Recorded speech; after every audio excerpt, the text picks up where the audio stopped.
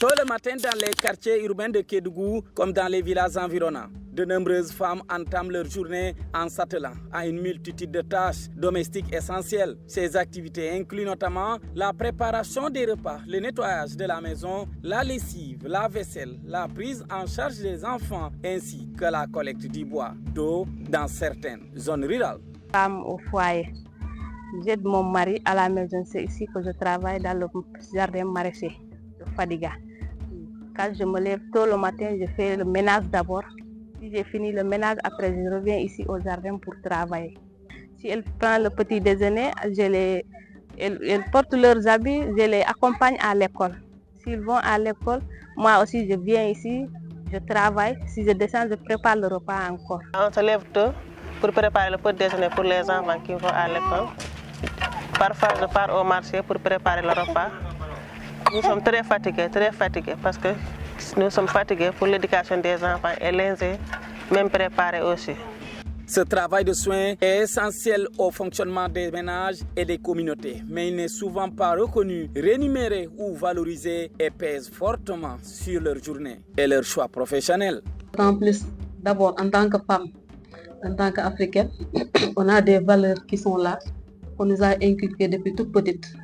Donc en tant que fille d'abord, il faut apprendre à faire les travaux ménagers. Il faut apprendre à être une future femme au foyer, une épouse et une femme, mère de famille modèle. Dès au bas âge, on t'apprend à faire le balayage, à faire la cuisine, à faire la vaisselle. Et au moment d'aller à l'école, on te dit aussi il faut aller à l'école. Donc dès toute petite, on nous a inculqué ces valeurs d'organisation. Moi, je pense que la simple réponse, c'est le système d'organisation qui est là.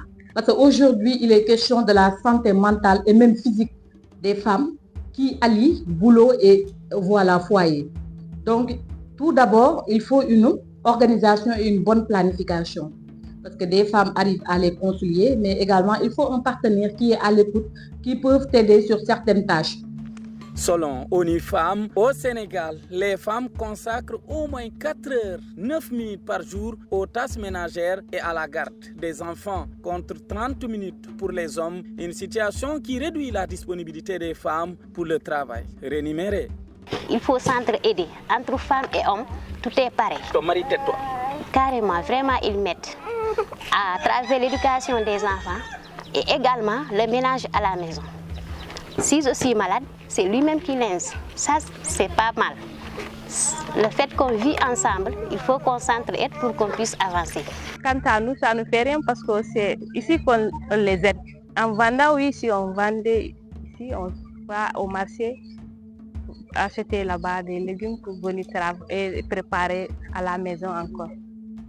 Toutefois, à Kédougou, certaines femmes voudraient consacrer davantage leur temps à un travail rémunéré afin de contribuer à la gestion du foyer et au bien-être de leur famille. Du côté des psychologues, cette décision est perçue comme normale et même attendue au XXIe siècle. On est au XXIe siècle, donc le monde évolue. Les femmes investissent les filières, n'est-ce pas, qui leur permettent d'exercer des métiers qui, au début, entre guillemets, étaient exclusivement réservés aux hommes. Donc c'est pourquoi vous voyez que les femmes maintenant, ils font la mécanique, n'est-ce pas, des femmes pilotes. Donc également, on doit encourager les jeunes filles donc à avoir des projets scolaires et professionnels, à avoir, n'est-ce pas, à embrasser des filières qui leur permettront plus tard de choisir n'importe quel métier. Donc il n'y a plus de barrière, il n'y a plus de, que des métiers sont uniquement réservés aux hommes ou aux femmes. Donc les filles et les femmes peuvent bel et bien, n'est-ce pas, exercer des métiers qui étaient réservés initialement ou traditionnellement étaient réservés aux hommes. Malgré les obstacles liés à la charge domestique, de plus en plus de femmes s'expriment et expriment leur volonté de s'émanciper par le travail rémunéré tout en continuant à assumer leurs responsabilités familiales. Je fais Badjenko pour les femmes enceintes et les femmes allaitantes. Je fais ça. Bon, parce que lui, il est commerçant. Quand il voyage, c'est moi qui vends à la boutique. Oui, je l'aide. Ce désir d'équilibre, encore freiné par les normes sociales, et la répartition inégale des tâches est pourtant porteur d'espoir. Il appelle à une prise de conscience collective sur la nécessité de mieux valoriser le travail domestique et de promouvoir une répartition plus équitable entre les deux sexes.